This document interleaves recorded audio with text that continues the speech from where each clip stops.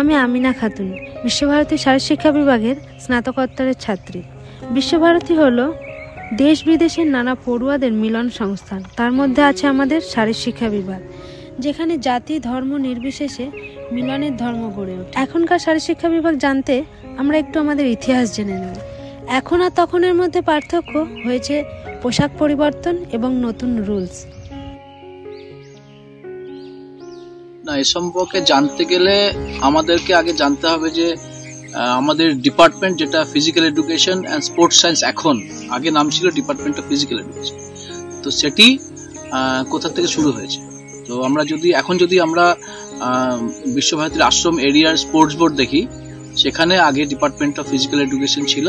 98-99 সাল থেকে degree courses শুরু করা হয়। তখন একটি ঘটনা ঘটে, বিকেলে আমরা এখানে প্র্যাকটিস করতে আসতাম।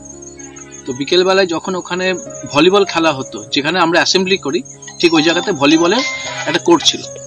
তো ভলিবল কোর্টে আমরা প্র্যাকটিস করছি, খেলছি, তখন একটি ট্রাক্টর মাঝখান দিয়ে চলে যায় এবং বলটি সেই ট্রাক্টরের কাছে যাওয়ার ফলে একটি ছাত্র চলে যেতে গেছে।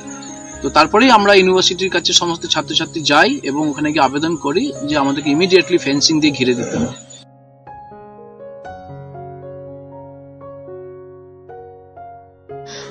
At that time, one good incident and one bad incident, if you can remember. A bad incident, it is not like that.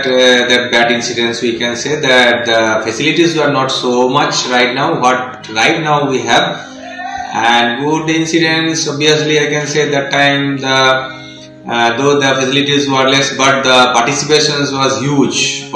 Obviously.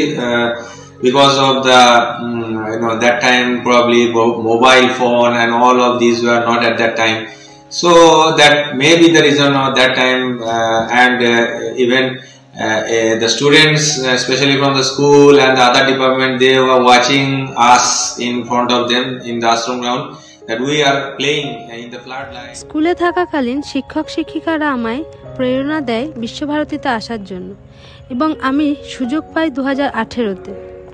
এখানে আসায় আমার শিক্ষা জাগরণ হয়।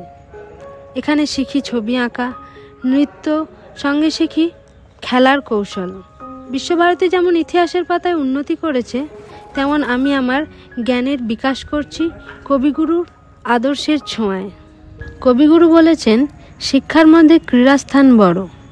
গুরুর আদর্শে আমাদের বিভাগ শিক্ষার সঙ্গে ক্রীড়াকে এগিয়ে নিয়ে যাচ্ছে ভবিষ্যতের উন্নতির দিকে। ধন্যবাদ ডক্টর সমীরণ স্যার আমাকে এই সুন্দর সুযোগ করে দেওয়ার জন্য।